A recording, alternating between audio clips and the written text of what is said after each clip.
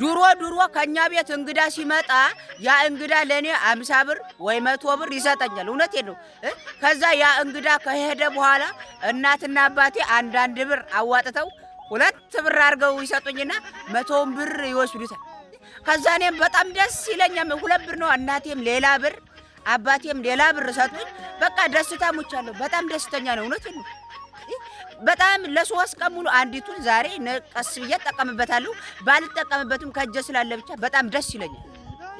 አሁን ግን አይደለም ለውጫቸው ዝም ብለው ባይነታው እንኳን አንድ ሺህ ብር ቢሰጡኝ ደስ አይለኝም።